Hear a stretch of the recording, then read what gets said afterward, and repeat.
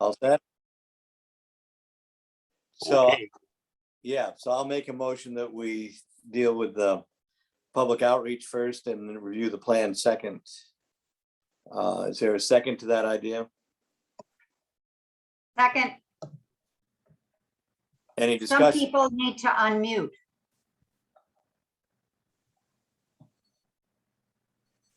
Okay, so, yeah, so anyway, so the idea of a public outreach timeline, again, I'd like at this point to work around having a public forum in mid-December, mid-October. For lack of better time, we'll say the 15th of October, which is a Friday, so that's probably not gonna be a Friday.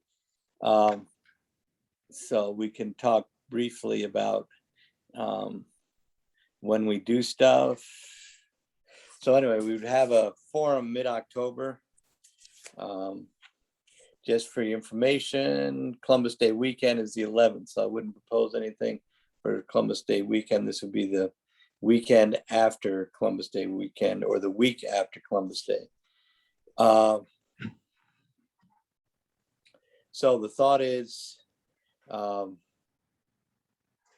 we could do it on I think an evening would be better than the afternoon things. Is that general agreement on that?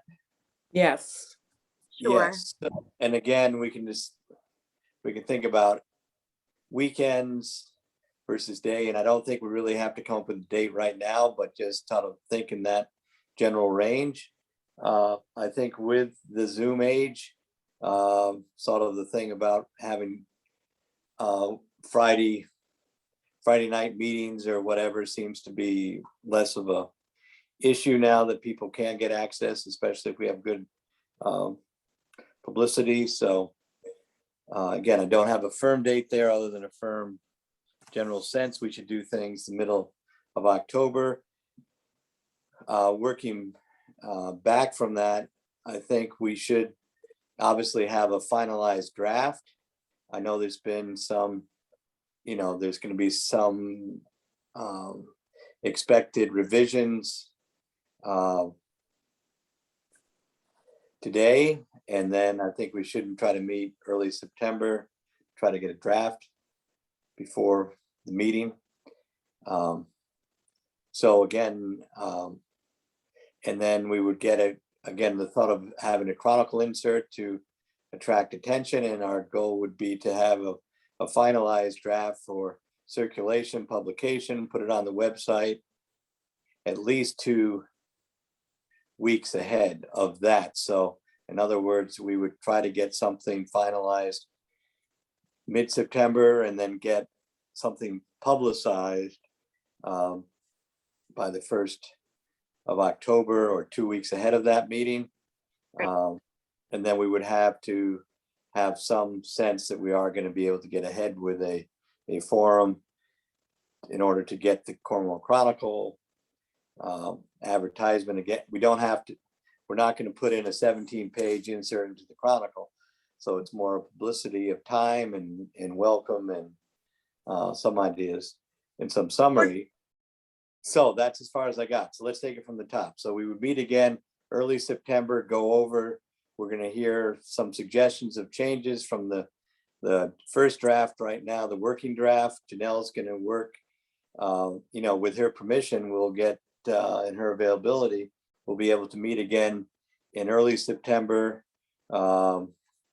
finalize in mid-September that we are going to have a forum in mid-October, get some publicity into the Chronicle, and then get a draft finalized by the end of September, and then have a forum mid-October.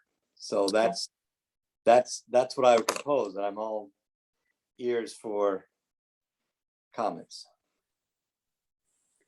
Do we have a regular September meeting? So, We can- yeah, Maggie, I do make note of that on the agenda, but we can certainly adjust. Okay. Yeah, I think the thing I'd push for is our a regular meeting would be towards the end of September. I would push for something maybe the Monday after Labor Day, after the Ag Fair. Gordon, So- Gordon, I am out of town the 11th to the 19th of September. As Okay. am I. Okay. We're not vacationing together. It's a coincidence. Okay. Everybody's The truth of the rumor, they're just good friends. nice. So then the other thought is we could have another meeting. Depending on, we could have a meeting like the 9th of, like Thursday, the 9th of September to go over plans, the 8th, somewhere in there. I Mhm. mean, Janelle, would you rather get this sort of circulated before or after the vacation? So what I'm doing at this point, at this juncture, I'm receiving one-on-one comments from members of the committee.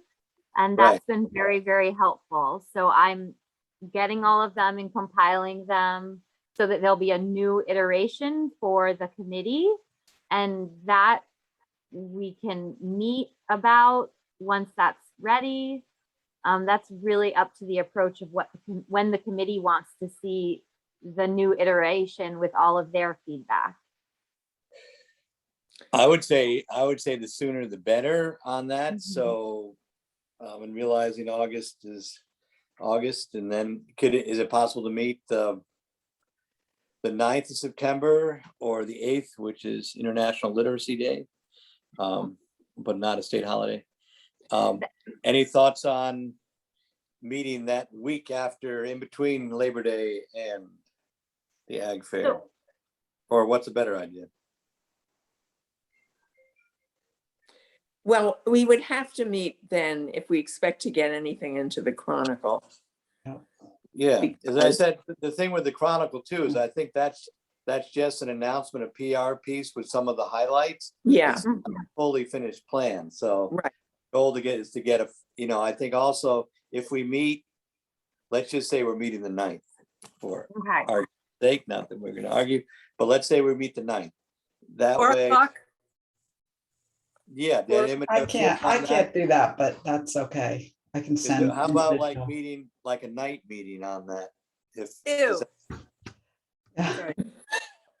could you make a night meeting, Ingrid, if we did 7 or something?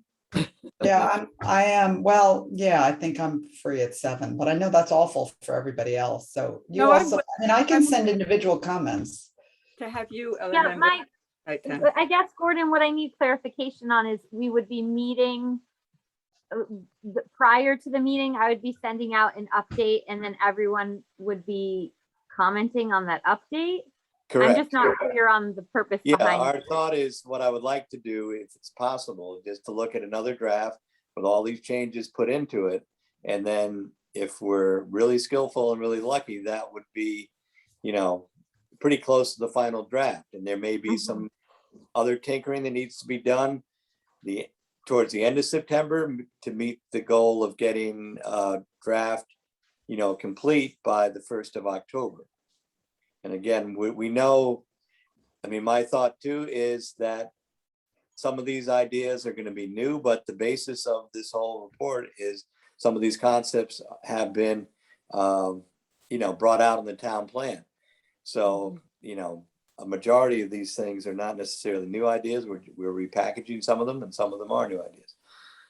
Could you just send us all out one of those mini surveys that polls us about times and dates? Mhm. I we would don't be, waste any more time on this? I'd be happy We to do could. that. Yeah, I'll target September 8th or the 9th with all various times. And more than happy to compile the new iteration in that time. I just asked from everyone after our discussion today, we'll set a deadline just for emailing me the comments. And can I just clarify, Gordon, I'm sorry if you said this, but then we would meet after the public meeting to sort of to discuss any. I think we can meet the 9th, adjustments. we can meet at our regular what's would our regular meeting date be the 20th or the 27th of September? The 27th of September. Okay. No, in so we can meet October. In October. No, this is. I have the 25th. Sorry. 25th? The 25th of October. Okay, Well, yeah, I mean, I think perfect, getting to the forum, if there's other thoughts that come up, we can still. We perfect. can get So my we'll goal. meet, but we'll have the public forum before October 25th. Absolutely. Yeah, Okay. so my goal is to get everything nailed down by October 1st. Then we have a draft that can go up on the website, can be Okay, circulated to the press, wherever we want to put it. And so people can see that 2 weeks ahead of the forum. Then we have a forum mid-October. And then we definitely meet. The advantage of doing that, if we have, great ideas forthcoming in the forum, we'll meet after October, think about any changes we want to make, and then send it off to the other boards. And we've got time to do that. So, but that gets, I think, keeps us on a pretty good schedule and allows us plenty of time to digest comments and thoughts after the mid-October meeting. Sounds good. So then again, About mid-October, or do we mean the 15th? for the forum, Yeah, I think we can. Boss's Day. Great. So then, Let's do another survey for the date. Yeah. Okay. Yeah, that's a great idea. So That's great. what I'll do, I'll send a follow-up email summarizing all of our target dates based upon this discussion with 2 surveys in there. One will be the survey for an upcoming September 8th or September 9th meeting. And then the next survey will be targeting a mid-October forum. right. And then we've decided we will meet on our regular meeting date, which would be the 27th. In October, it's the 25th. Oh, no, I'm saying September. We're still going to meet in September. So there's not going Right. to be like a 6-week gap between meetings. So we're going to meet the 8th or 9th. Then we're going to meet the 27th of September. Then we're going to have the forum in October and meet afterwards, the end of October. So we're meeting twice a month in September and October. Yeah, yeah. Okay, the thing I like about this too is it gives a couple of weeks between all these things. So comments can come in and adjustments can be made, that kind of thing. So is that pretty well clear to everybody what we're thinking about? Yes. Great. I'll send an email in summary with those surveys. Great. Okay. All right. So that has a schedule forward. Perfect. Thank you. Thank you. All right. So now we're on to looking at the first working draft of the plan. Yeah. And I'll turn Now- that over to to Jen. Great. A few of you have sent me very detailed comments, which have been very helpful.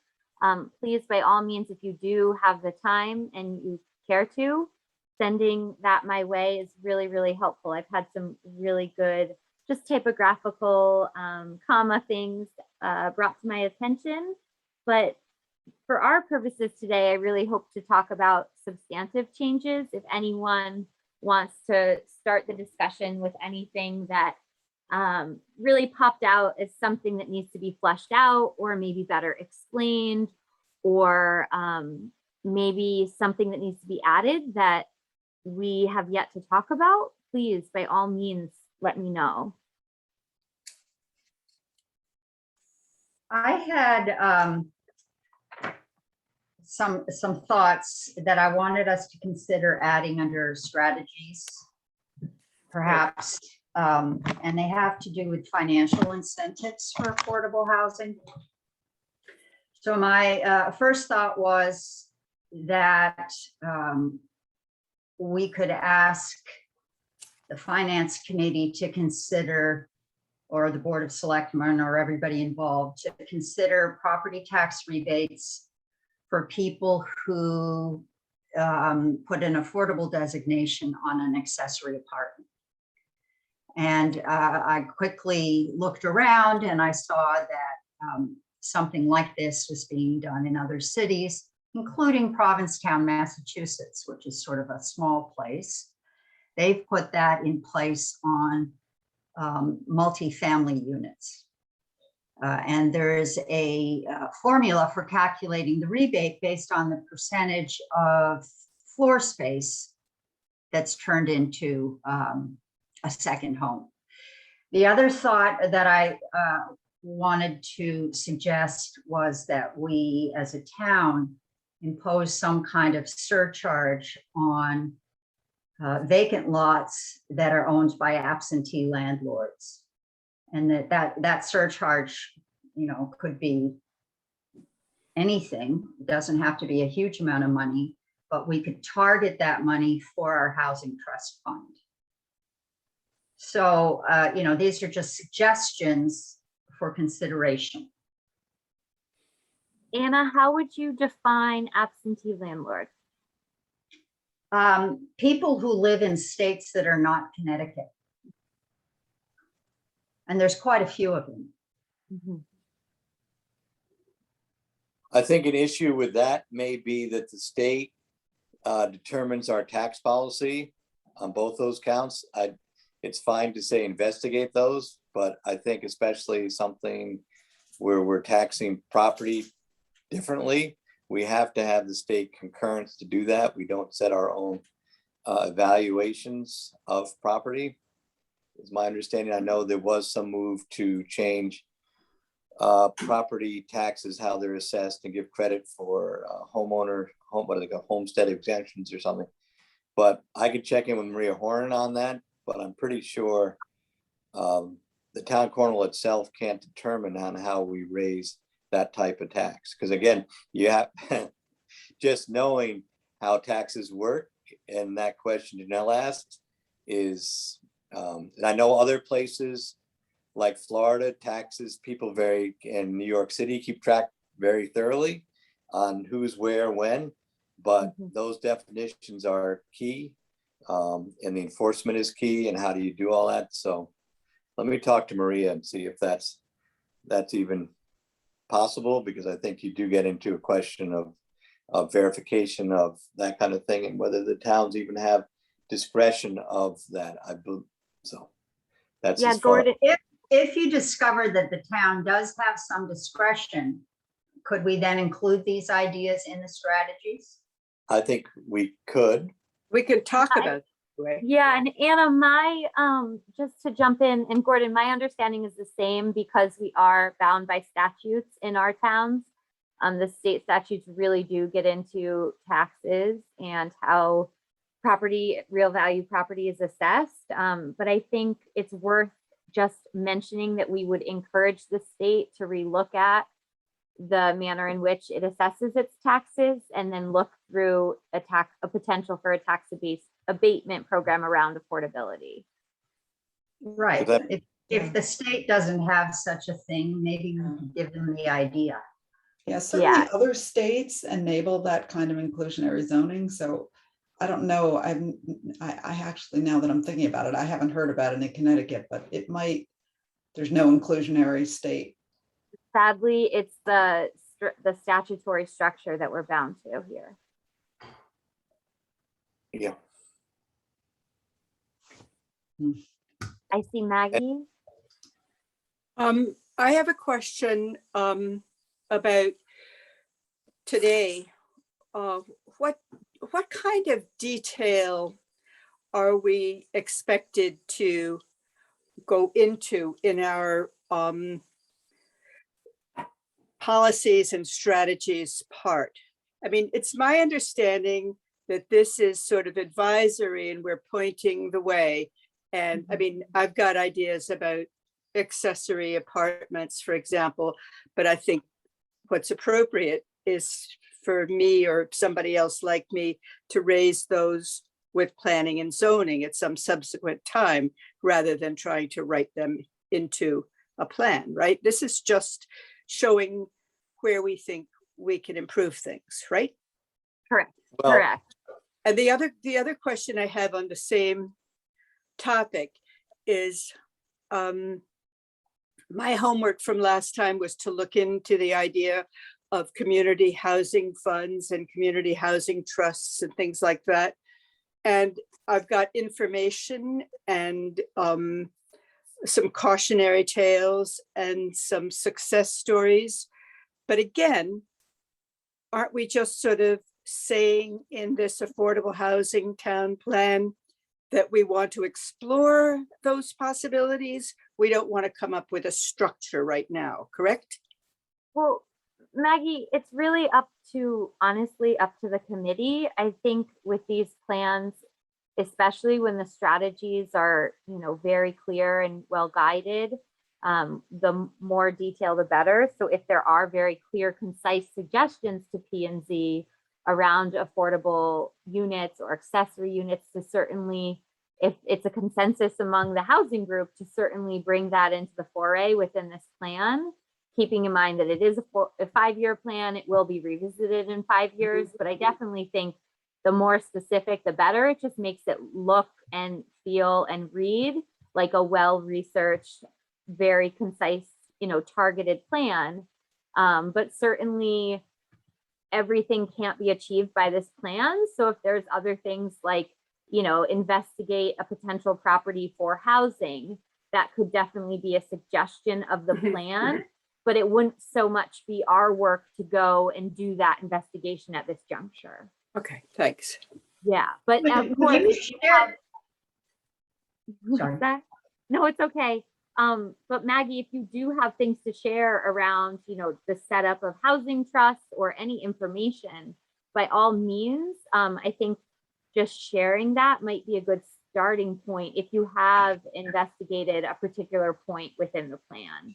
Okay, well, when you want my little 3 minutes, I'll give it. Anna, did I hear you? No, I was just saying, I want to hear what Maggie learned. I'm very curious. Now or when? Yeah, Sure. I would say generally that if people have formatting changes or grammatical changes, we don't need to hear about that right now. But if we have real detailed suggestions, let's hear it. And I think, again, investigation is fine, and let's hear cautionary tales are also very good. So let's hear it, man. Okay, well, I found out about a couple of different possibilities.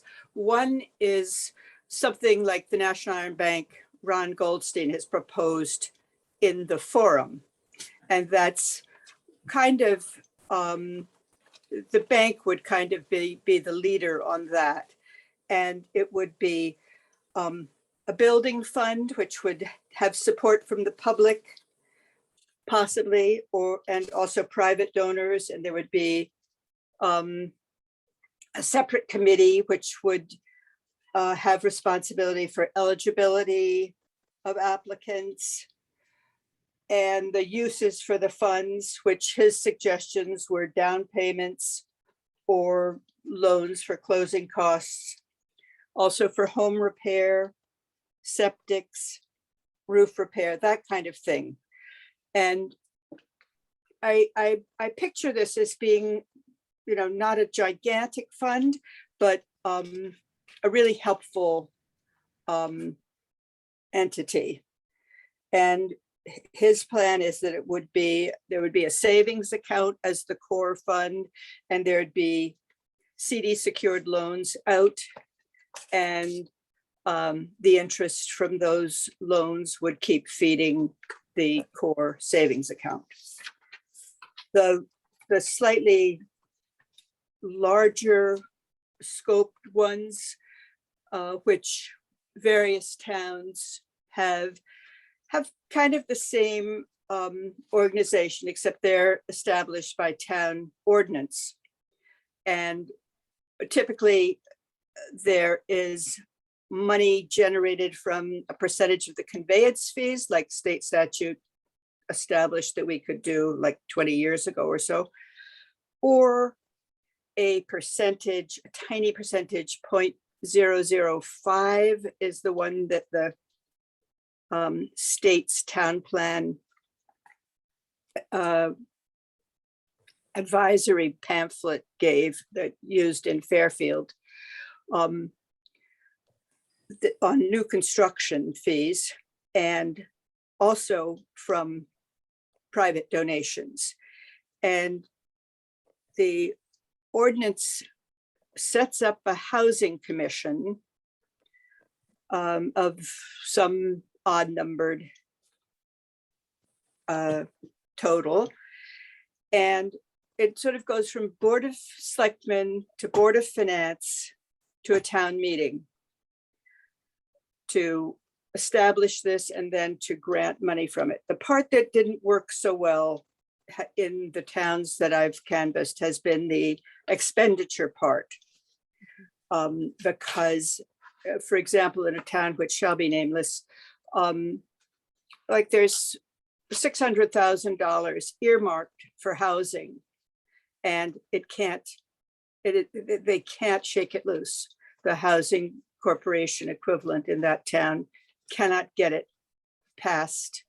I mean, I think the catch is the town meeting, that it gets through Board of Selectmen, Board of Finance, and hangs up in town meeting. So there are ways of working around that, which would be like a clause in the ordinance allowing nonprofits to apply to this housing commission for an interest-bearing loan from the fund, which with a subject to a repayment schedule. And then a group like, say, the Housing Corp could apply for this stuck money or any money. And everybody would be assured that it would be paid back. And it would be like a quick bridge loan for a project that you wanted to get off the ground. I would be very frustrated if I were a private donor and giving to this town fund specifically for housing, and then it never got spent. But, you know, so you have to think of how to draft the ordinance. But I like the idea that there would be a housing commission that would be sort of a town body, separate from the housing corporation. I mean, what we're supposed to do is create housing, not be financial geniuses. I think that would be helpful. And it also occurred to me that that other part that Heather suggested of having a town sort of a housing ombuds person, that could be the function of this commission as well, not having another separate thing. Those are just possibilities. End of my presentation. No, thanks, Maggie. When you mention town meetings, do you mean to say that every proposal by the commission in this town to give funds to a project winds up getting turned down by a vote of the citizens? Bad ordinance, yes, bad ordinance, not the way to go, according to people. Absolutely not. Mhm. So, I mean, you want to have it be subject to public opinion and everything, but every time you turn around and want to spend a little bit of money, I mean, when you've got a project, you can't hang about waiting forever to get funds for, pre-development loans and things like that. You want it kind of right away. And that's a very ponderous and potentially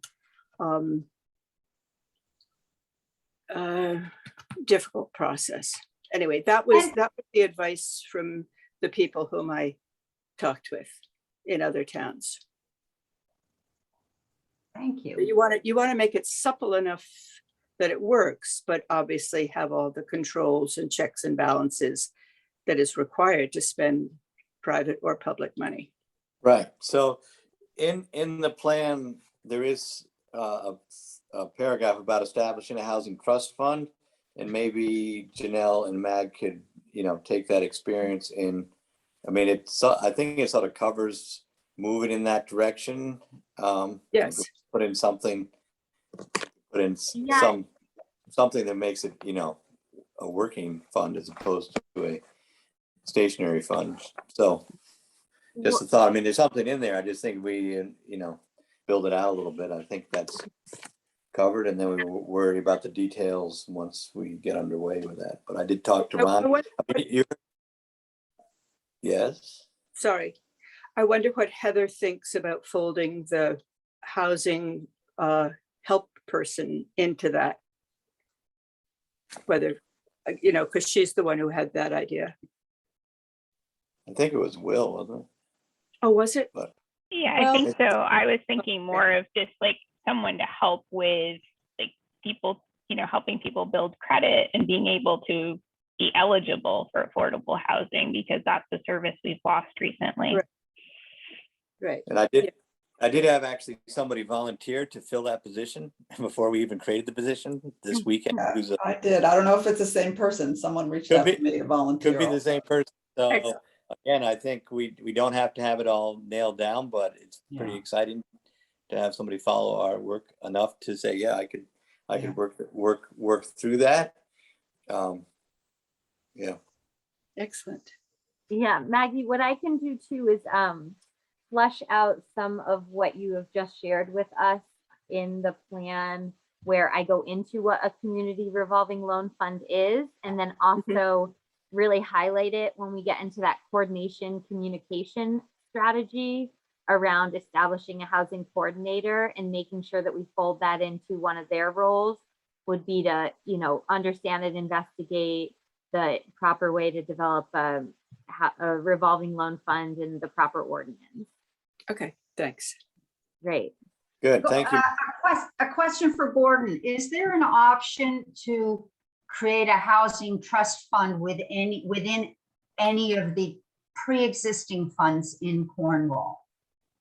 So that, I think you mentioned the Stanley Cave Fund for something, on another topic in the past. Rest in peace. Gone. I think most of the funds the towns have are very specific. So I would think a dedicated standalone thing is possible. I mean, the town can have oversight on we have oversight on a variety of things from scholarships onward. But I would think it almost want to be a dedicated fund with, particular purpose. The ones we have now are pretty far removed from that. And I think, again, they each have some oversight, which is pretty particular. So I would say this would be something new, which is, all possible. Food, fuel, and housing fund is what I was thinking. Yes, there is. Bet Heather's happy about that.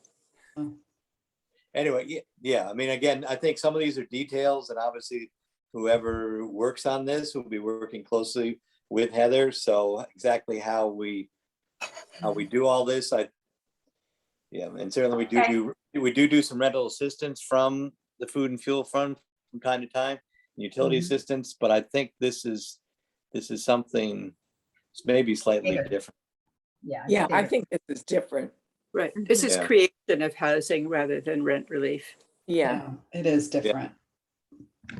So I think we're on solid ground here. We've got some experience. We can do it. Other towns have done it successfully. And I said, we've already got a volunteer to work on it. So, and again, with Heather's work, a lot of times is, has to be confidential and has to be all this stuff. And I think some ways this is, could require, a little bit different focus.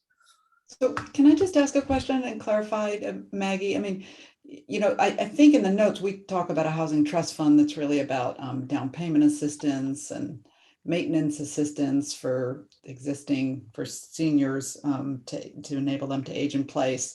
But I think what you're talking about is a housing trust fund to help to actually create new housing. Right. Is that right? Yes. Okay, so I think that's something that's not currently here unless I'm missing Right. it.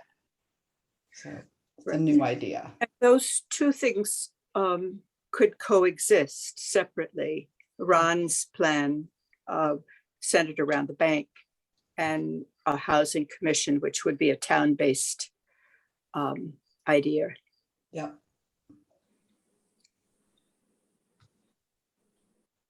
Projects big and small. Mhm. Right. Great. So thank you, Maggie. Anything else on the trust? No, I'm done. Thanks. Okay, great. All right. So I did want to bring up a couple other things, and I did talk to Janelle a little bit about a specific thing, expanding the use of the accessory apartments, both in size and perhaps allowing 2 on a lot, as apparently other towns do. You could have one attached to a house and one detached. Mhm. So you'd be able to actually have 2, is health department permitting, have 2 accessory units, and then increase the size from 12, I believe it's 1,200 square feet to 2,000 square feet. So again, if somebody wants to do something, we're encouraging that to happen, as opposed to having a regulation or a rule that says you can only necessarily have one and it has to be 1,200 square feet. Because I have heard from people that had to leave town because they were in a small spot and they couldn't expand it. So, and they had a couple of kids and it just got to be smallish.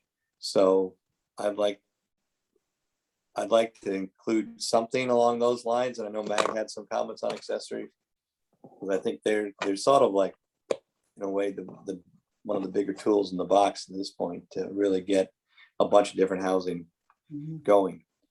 Yes, Mag, thumb up. So I totally agree that it should be possible to have one in the house and one in an accessory building. And the way things are written now, the one in the house would be by right, and the one in the accessory building would require a special permit, which doesn't bother me. I think that's fine. One of the curiosities about accessory apartments that I feel is that there's this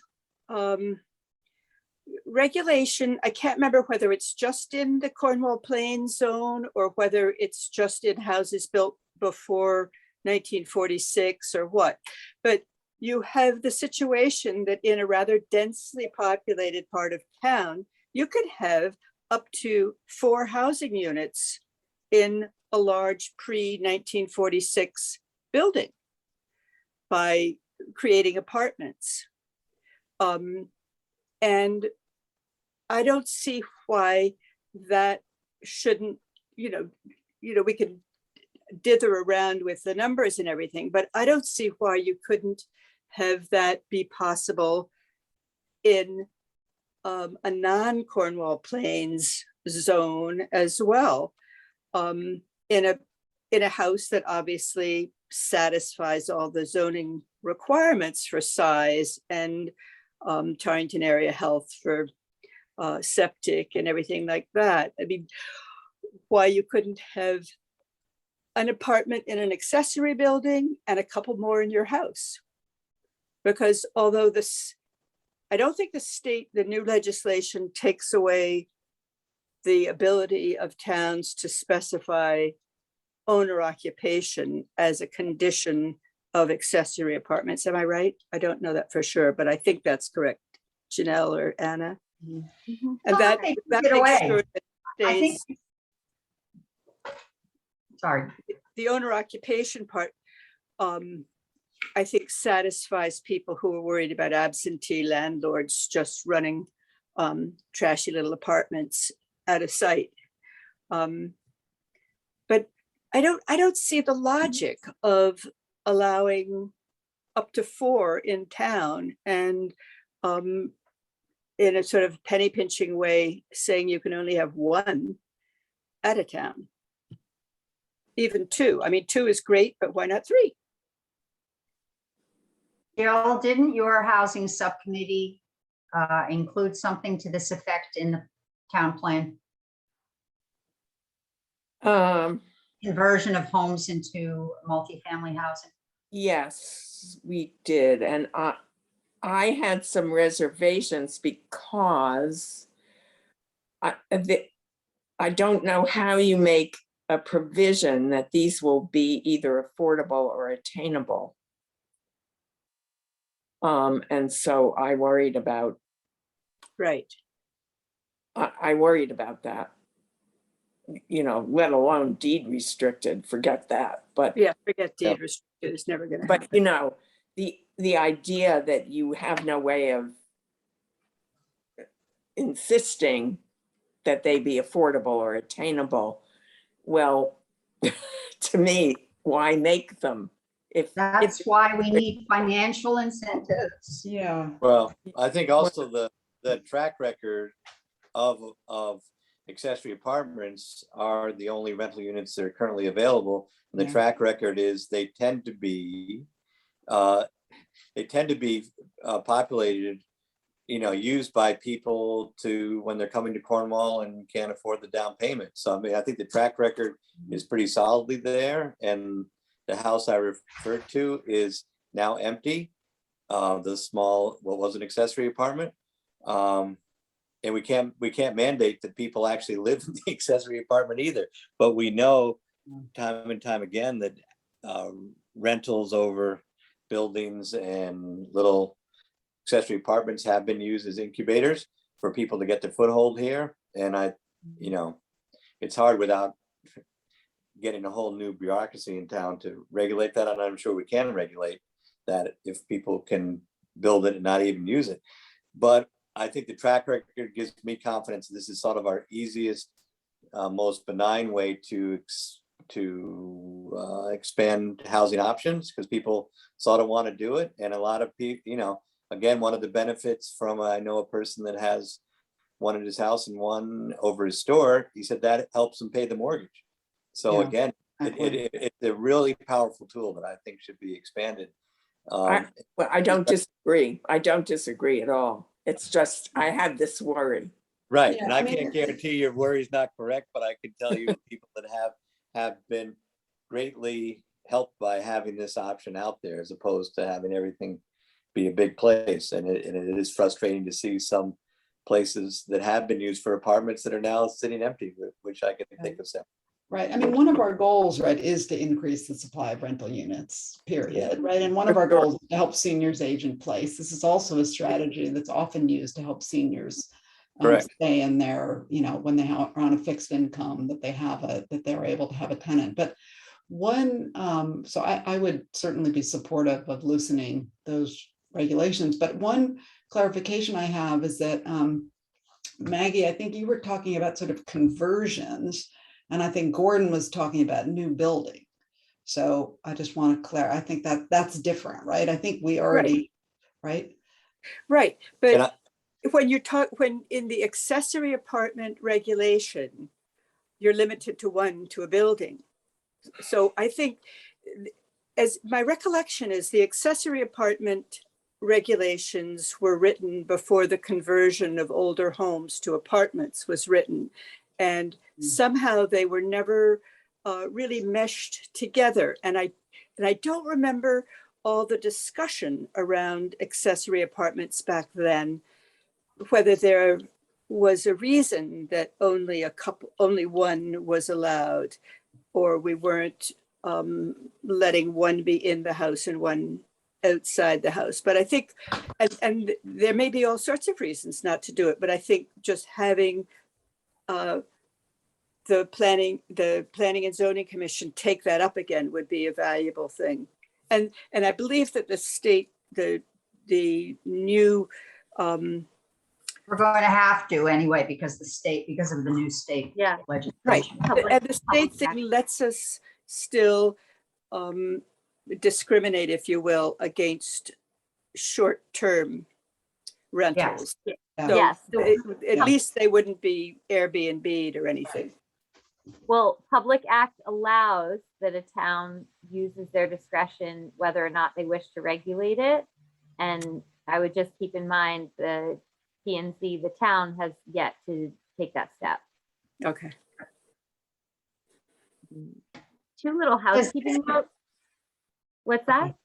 Well, I just wondered if this was a good time to just quickly segue into a discussion of the fact that we have a sort of inadequate database of housing in Cornwall. Can we we've hold been- that thought for just a second, Anna, and then we'll get in, just Sure. let me finish off the accessory to make sure that we also put in there expanding the square footage so we can actually have an accessory apartment set up that you could have kids in also. So my thought is to I'm sure Chanel did too. 2,000 square feet. 2,000 square feet, 2,000. That'd be great. Okay, great. So on to data. Well, you know, trying to find out how many accessory apartments there are in Cornwall right now is virtually impossible. So it would require asking Karen Nelson to go through all the applications for the last 8 years since we passed the accessory apartment regulation. So I would like us to make a recommendation in our housing plan that as we're monitoring our work in the future, that we strive to create some kind of database to keep track of our efforts.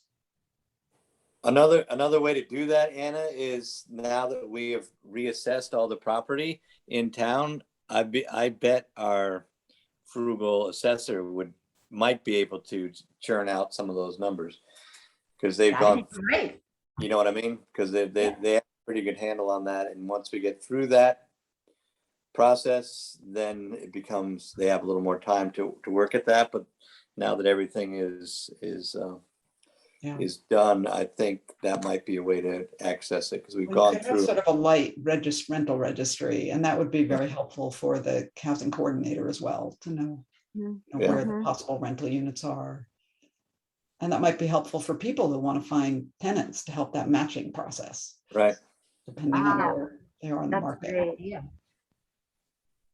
So what I will do is use the annual housing forum as the teaser for when the town knows that there's an annual update to look at the housing plan, to look at its housing data. So that will just get the town on a regular annual schedule of whether it's, you know, creating a new database, updating this rental registry, but to have that concurrent with that annual housing forum. And we do know the demographics are changing. So Yeah, a piece of that will be to look at the demographic data. Yeah. Again, what was presented are projections, and projections are simply that, to really make sure and revisit the projections and see if, you know, all things measured that they are in fact sound.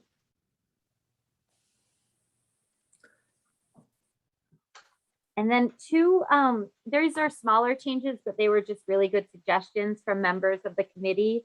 One, I plan to take the timeline section and parse it out a little bit more just to make the approval process and the community process really clear. So that was, that timeline, I think, is on the very first page. So I'll make that a little bit more detailed. I think I lumped a few months together. And then another very good point, given that the zoning regulations are sometimes very tricky to navigate, I'm going to do sections and page numbers. Should anyone wish to reference them, it actually really cleared up for me what we were referencing. So that's just a little housekeeping thing that I'll do. I think it might be helpful for any user of this plan or for any planning and zoning commissioner to also have that information at hand. Yeah. That sounds good. Great. Yeah. The number of times I've gone through the Cornwall zoning regulations and done control find, I can't. It's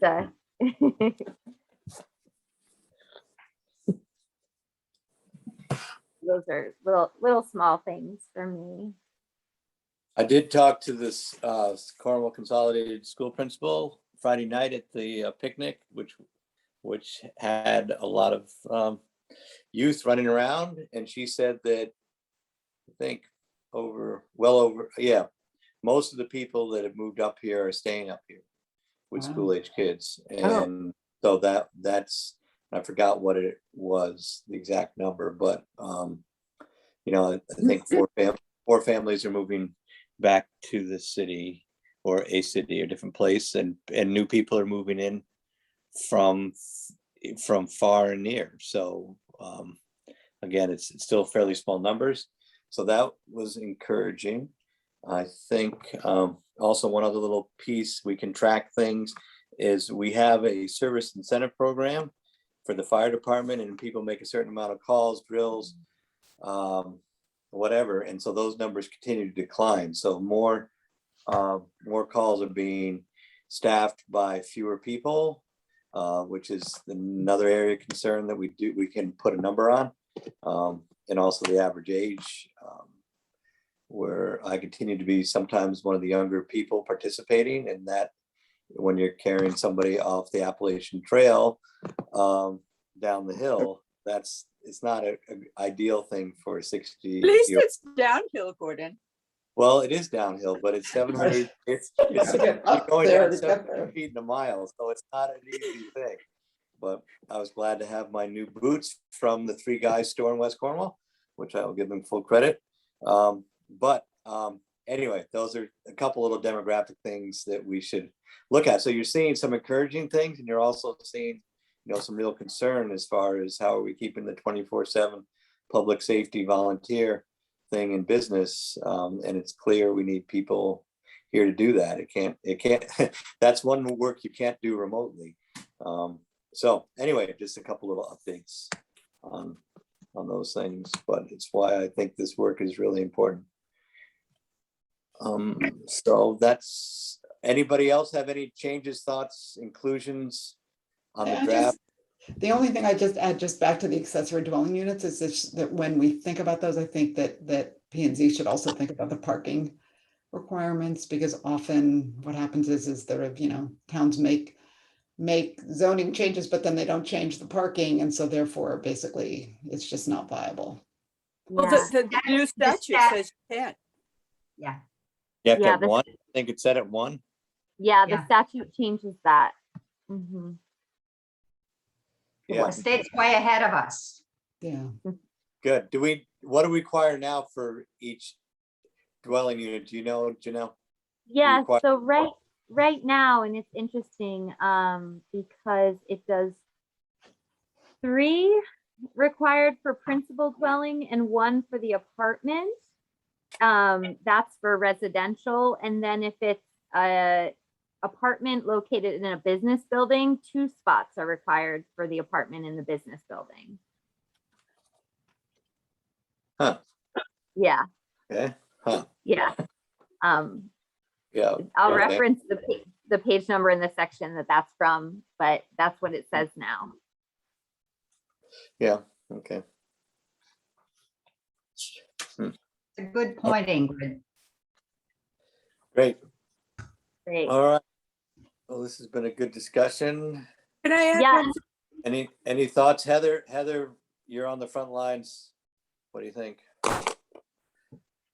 Well, to be honest, I haven't thoroughly read the plan yet, but it is on my list for this week now that I've just wrapped up back to school stuff. So I'll definitely weigh in there. But I guess right now I'm sensing, just from my current caseload, a lot of anxiety and worry about the winter. And I'm not really sure if it's justified, because there are still a lot of state and federal programs that are helping people. But I think that it will be interesting to see where we go. I think that the majority of my more critical cases right now are not families. Like today, we had very few families who accessed the food pantry because last week they got their earned income tax credit deposit. So that helped a lot. It's these like single men who are sort of squatting in someone's house and now are about to lose that because the owner's gone to an assisted living or the house is up for sale and they don't want to leave Cornwall. So it's kind of that subset that is most concerning and takes the most amount of work right now. Yeah, I appreciate that. And Heather, please, by all means, when you do get a chance, if you have comments, just send them my way directly, will. especially around that housing coordinator position. If there's other needs that didn't get ironed out well, please, by all means. Okay, will do. And that goes for everyone else too. I'm definitely open. Please continue to send comments. I've gotten some really, really helpful suggestions.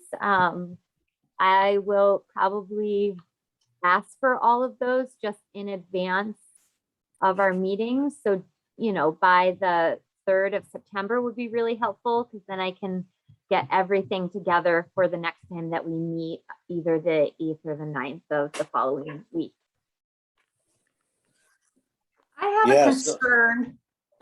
I'd like to raise a concern about whether or not this plan is going to sit on a shelf, or whether or not people are going to get motivated and active to act on the plan. I mean, I know if the P&Z will have its marching orders, but you know, the reality is that we have found it difficult to pass new legislation recently.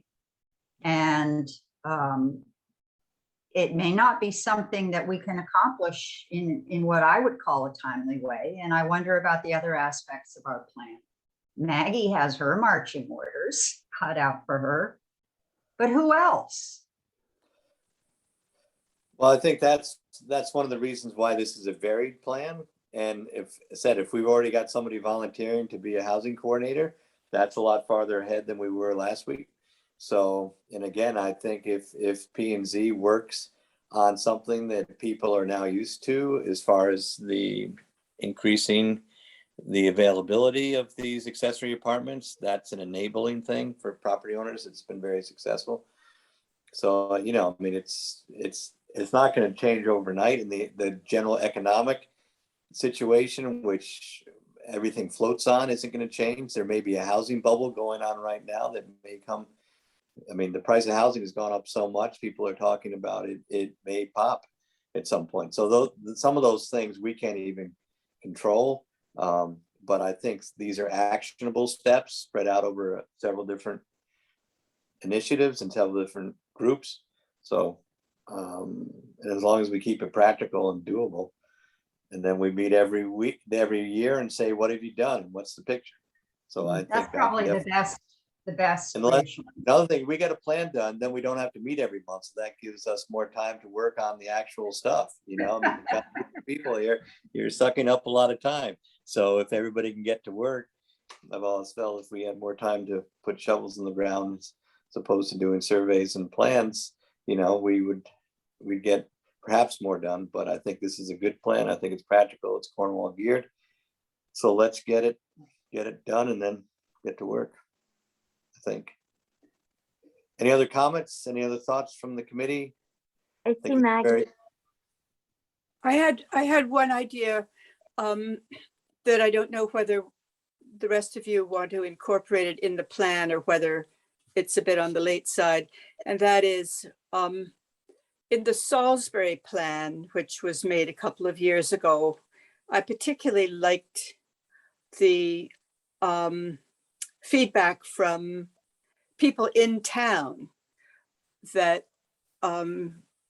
took up some pages there, from employers or just common or garden people looking for houses. And I thought, you know, if we could include some information, quotable quotes, whatever, from various employers in West Cornwall, Cornwall Bridge, as to where their employees commute from, about their ability to find people working for them. It would be very good to have something from, for example, Freddie Scoville talking about fire department and his own business, scouring around trying to find people.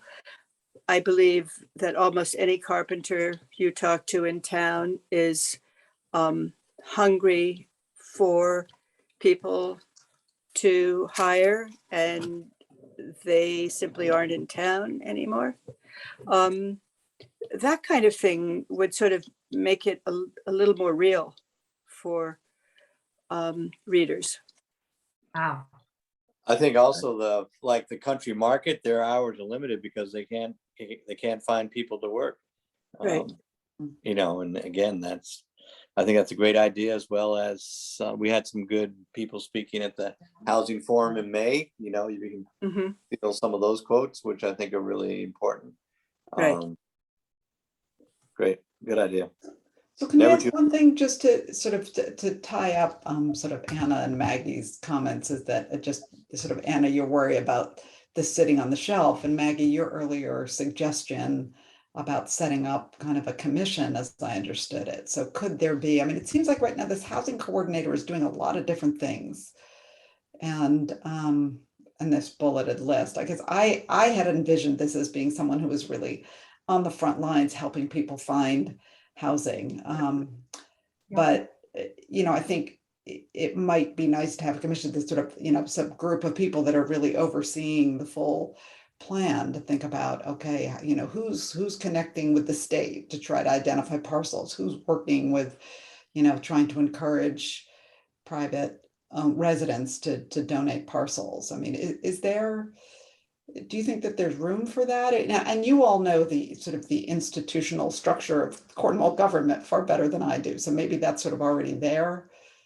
No, I think that's the idea of a housing commission, Right. is that it could be a group that thinks about policies and you know, priorities and how to coordinate state and town and private. And databases. Yeah, Databases, exactly. yeah, Mm-hmm.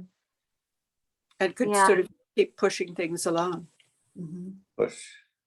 Yeah. Ingrid, the way you describe it, you really get me thinking of like a housing working group. That's just the interim between the annual housing forum. That's, you know, a convened group of citizens with various, you know, knowledge and various skill sets coordinating these efforts. Yeah.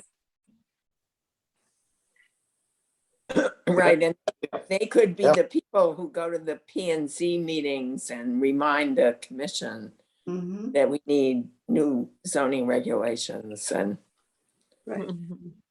they could Yeah. support the zoning commission when they propose those. Right. Yeah. Yeah. Got it. Good Right. idea. Yeah, Mhm. why not? Yeah, because I could see that being like a housing advocacy group, as opposed to the Cornwall Housing Corporation, which is actually constructing, maintaining the parcels. We're Private, busy. we're not town, Correct. right? Although It's not- you're we've blessed you somehow. I forgot what it was. Mhm. Anyway, yeah, good. Good idea. Maybe Okay, Michelle the Ship thoughts? join. Well, you know, it's sort of like there's the land trust, which is like the Cornwall Housing Corporation, a private, not-for-profit, and then there's the Conservation Commission. And there could be the Housing Corp and a Housing Commission. Yeah. I Yeah. think you have to think a little bit about the structure, and we'll think about that. Because I mean, there's also housing authorities, which also act to construct housing. So, but you know, there's also like the Agricultural Advisory Commission, which just is out there promoting agriculture. I think just for the purposes of argument, the Cornwall Housing Corporation is listed as the housing authority for Of the Cornwall, town. permits us to apply for public money. Correct. Yes. Yeah, and this would be more advisory and sort of Right. Advocacy. Mhm. advocacy. And some legwork. Yes. Right. It would Yeah. work. How many houses are there anyway? Yeah. Dozen. Great. Good. Okay. Any other thoughts, comments from the commission? Thank you, Janelle, for tying this all together. Really. Yeah. No, I think it's A good. great looking report too. Really beautiful. Love the photos. Really easy to read, nice photo. If anyone has other photos too, please feel free, send them my way. Mine are probably very centric to where I walk in Cornwall. So if you have others, please feel free to send them over. And Laszlo's then a good also- source for that, Janelle.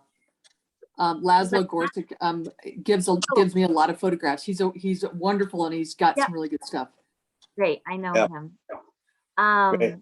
And other thoughts too, if you're out and about in town and you do happen to talk to a business owner or talk to anyone around some of those quotes that you were talking about and have a chance to jot that down, that would be fantastic. I'll do my due diligence to get out and about as well. But if anybody else has some quotes to share, please send them my way. Did we recorded the May meeting, right? So, Mhm. Yes. so could we? Yeah, use I was some thinking those? of giving it another listen, and Yeah, because there were so many good. Yeah, there were some wonderful quotes. really in- good quotes. Oh yeah. yeah, I'll do that. I'll revisit that. But yeah, I don't think we got the business owner perspective, right? Yeah. Maybe we could just assign right now people to talk to certain people. If Is anyone that reasonable? doesn't if anyone doesn't mind, I mean, just that would be very helpful. Just thinking through my work plan for the next few weeks. But if not, I can do it. I'm happy to talk to carpenters. I can think of 3 right off the bat that I could talk to. Amazing. Gordon, could you talk to Fred? I could talk to Fred. Get some quotes from Fred about his business and the fire department? Yeah, I'll try to get Fire department's important. something there. Yeah, So the fire Somebody department. could talk to the I stores. can talk to in Cornwall. Bianca. Talk to Bianca. Oh, there you go. Yeah, Bianca is such a one woman show, you know. I'll talk to- Bianca. talk to Or Jim. yeah, I'll talk to James and Adele. okay. Great. And just keep sending things my way, by all means. Right. So we'll Mhm. get, but we'll decide. So Janelle will be able to send out the Survey Monkey this week. And so we'll have a date by the end of September or the end of August when we're going to meet in September. Mhm. Great. And for the forum in October. Exactly. Yeah. Okay, Great. terrific. Great. Last item on, it looks like public comment, other topics and adjournment. Okay. Public. Question? May I ask a question, Warden? Sure. I was wondering, is the draft going to be available for public review that you're working on now, or are you not going to give anything to the public till 2 weeks before they have to meet? I think what we're going to do is, this meeting has been recorded. And I think we want to get our plan finished before, we want to work it out ourselves before we release it. So that way we don't have to debate things that we may change anyway. But I think we've adopted a pretty aggressive program that gets us, a plan out there fairly quickly. But I want it to really be the final plan before, so we don't change it. But I think we're on track to do that. But we will, and again, we'll have it out well ahead of the meeting. But I'd like to have a agreed upon plan, a final read. The committee signs off and then release it. So your goal is to get it out 2 weeks before the meeting. Is that right? Or do you have? If we have something, if we can sign off on a draft on September 8th or 9th, I'd like to do that, but we will see. I can't foresee. My goal would be to get things, I think we've said a lot of different things Janelle's can incorporate, and my goal would be to get something pretty finalized early September. But Thank you. I was wondering, a lot of the things you're talking about require government and, regulatory approval. One of the things we talked about when that last item was put in, it was assigned to the Board of Selectmen in the POCOD section. We were talking about the possible creation of a fund in town where many people have money sitting in various funds, and they might put that money into a Cornwall housing fund where we could actually loan people money. We know that the two biggest hindrances, I think, Maggie, you've talked about, to getting the parcel houses or people getting houses in general, not just affordable, but more likely attainable, or just younger people moving to town, is the mortgage down payment. So if we could, that loan fund could be used to help people make their down payment.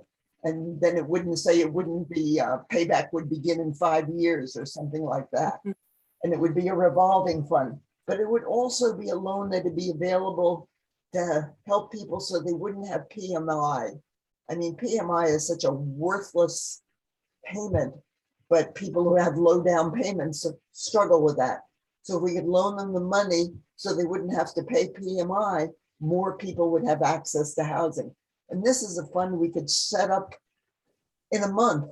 Gordon, you know how quickly you raise the money to buy the property at Lorch Farm. I think what'd you raise, $800,000 in 3 weeks? Not quite that much. Well, you raised a lot.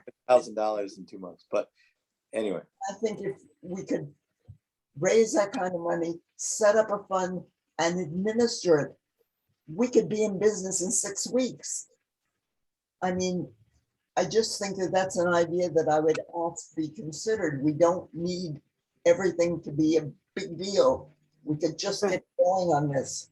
The other I thing, think that's Ron's idea, Joanne. I think that Yeah, would work. that's in the I think plan. I think we're very close on it. Just finding finding the time and to get it pulled off. But I see that as being easily an easy grasp. So I yes, don't do that.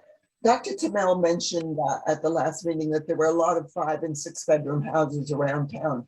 And it was interesting. Of course, I don't know that many people who have big houses, but a lot of people just said to me 5 and 6 bedroom houses. They didn't really know of a whole lot of those. And I wondered if maybe we could just do a chronicle survey question, do you know of 5 or 6 bedroom houses? I mean, we don't want to write zoning rules for things that don't exist. And I think the issue Dr. Tamel brought up about inadequate database is very important. But I think, it'd be interesting to see. Maybe you all know of a lot of 5 and 6 bedroom houses, but I don't. And also, we don't have the kind of thing that Norfolk had, which was, great big old buildings that, they could convert into housing. I think we ought to, I don't know, what are the buildings in Cornwall that might qualify for conversion? I don't think we have any, but maybe you could tell us what they are, Gordon, so that planning and zoning doesn't write a lot of rules that don't apply. And I also had one other thing. I was wondering, there must be some mechanism for getting money to people, because I remember down here in Cornwall Bridge, there was a foreclosure, and all of a sudden $13,000 was paid off and there was no foreclosure. And that money came somehow from the town. So I'm wondering if there isn't already an existing mechanism for housing payments. That money was privately raised, Joanne, yeah, for that person. I don't think we want to get into those type of particulars here. And there is, everything else is pretty well publicized as far as having the Clifton Reed Fund and the Food and Fuel Fund. So, okay, any other public comments, questions? Okay, well, thank you all. And we look forward to our next meeting and getting this done. And again, I think it's good work and some real possibilities here. So anyway, thank you all. And we look forward to our survey. Thanks. Okay, thank you. Thanks, everybody. Yep, take care. See you.